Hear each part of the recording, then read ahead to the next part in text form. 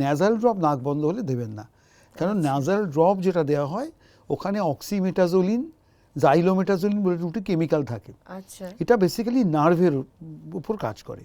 তারপরে আপনি যখন ড্রপটা দিচ্ছেন, নার্ভের যে ভাল্বটা, নাকের ভাল্বের নার্ভটাকে ওরা কমজোরি করে দিচ্ছে, খুলে যাচ্ছে। তার মানে সেটা তো বাঞ্ছনীয় না। খুলে গেলে তখন ইনস্ট্যান্ট রিলিফ পেলেন। আমি যদি এইভাবে ব্যাপারটাকে বলি, আপনাদের এই আলোটা নেভাতে হবে করে এই হোল বিল্ডিংয়ের মেন জাম্পার ইয়ে থেকে বন্ধ করতে হবে, সেটা তো কোনো প্রয়োজন নেই। আমি একটা সুইচ রাখলেই হয়ে যাবে। একদমই তো এইটা একটা বলার বিষয়। দ্বিতীয় জিনিস যেটা বলার বিষয় সেটা হচ্ছে নাক থেকে যদি জল পড়ে, রাইনাইটিস, তার সঙ্গে অনেকের চোখেও চুলকায়, নাকের জলের সঙ্গে না চোখ চোখ চুলকায়, চুলকায়, হ্যাঁ, হ্যাঁ, এবং অনেকে আরও গলা বা অন্যান্য জায়গাতেও চুলকানি হতে পারে, ফিলিংস একসঙ্গে হয়। এটা একদম ব্র্যান্ডেড অ্যালার্জিক রাইনাইটিস, এ নিয়ে বিস্তারিত আলোচনা করা যেতে পারে। শুধু অ্যালার্জিক রাইনাইটিস নিয়ে একটা আলোচনা হতে পারে, কিন্তু আমি গোদাভাবে বলি, সূর্যের আলোর তলায় সব কিছুতেই অ্যালার্জি আপনার হতে পারে। Anything under the sun is allergen to human being.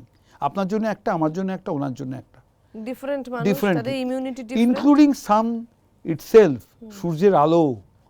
তার মানে সান অ্যালার্জি একটা, আপনি রোদ্দুরে বেরোলেন, হাসতে শুরু করলেন, প্রচুর আছে, প্রচুর, এবং এগুলো ফ্যামিলিতে রান করে।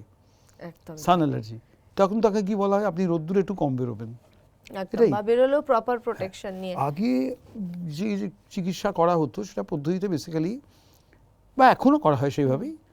আমি আপনাকে বলবো আপনি কি থেকে অ্যালার্জি হচ্ছে, আপনার হাঁচি হচ্ছে বা নাক বন্ধ হচ্ছে, কোন জিনিসে এক্সপোজারে হচ্ছে বা কোন খাবারে এক্সপোজারে হচ্ছে, এগুলো আপনি একটু নিজে ডিটেক্ট করুন।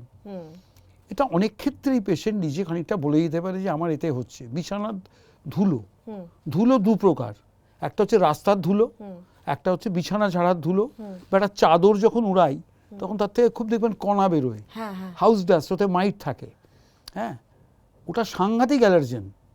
অথচ আমরা যেটা ভাবি রাস্তাতে আমি খুব সুন্দর করে মাস্ক পরে গেলাম, ওটা আপনার তো ডেফিনেটলি উপকার করে, ওটা চেয়ে বেশি কিন্তু এই ফাইন হাউস ডাস্ট, বাড়ির ধুলো অনেক বেশি কি বলবো অ্যালার্জির কারণ। এবং ওই জন্যে যারা বাড়ির মহিলারা বা যারা ঘরের হাউস ডাস্টিং করেন, তাদেরকে আমি বলি একটা মাস্ক পরে করুন, সকালে 2-1 ঘন্টা যেটুকু বাড়ির কাজ করেন করুন, অনেকটা উপকার পাওয়া যায় যাদের এই সমস্যাগুলো আছে। একেবারেই, কারণ ধুলোবালি থাকবে, সেটাকে তো আমরা বন্ধ করতে পারবো না, বরং যেখান দিয়ে সেগুলো আমাদের শরীরে প্রবেশ করছে সেই জায়গাটাকে কিছুক্ষণের জন্য ভালো রেজাল্ট। সেকেন্ড হচ্ছে স্মোক, ধোঁয়া। রান্না, আমি যখন ছোট ছিলাম আমার মা উনুনে রান্না করতে, ধোঁয়া ছিল। সে আমার মানে সকলেরই এই অভিজ্ঞতা, যারা একটু সিনিয়র তাদের আছে, সেই ধোঁয়া থাকলে সন্ধ্যেবেলাটা কীরকম যেত জানি।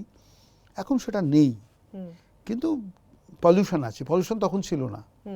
পলিউশনটা ওই একই কাজ করে। আজকে আপনি তো শুধু বলতে হবে না, শীতকালে আগে অসুখ বিসুখ কম হতো, এখন কেন কম হবে? আপনার তো পলিউশন ইন্ডেক্স প্রায় কাছাকাছি আছে।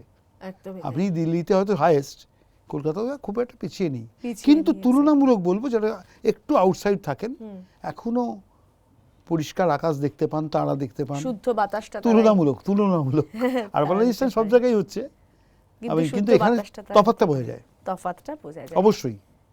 কারণ আমি তো বিভিন্ন মেডিকেল কলেজে কাজ করেছি, যেগুলো পেরিফেরিতে কাজ করেছি, সেখানে এই রাইনাইটিসের পেশেন্ট শহরে কাজ করার পেশেন্টের তুলনায় অনেক কম।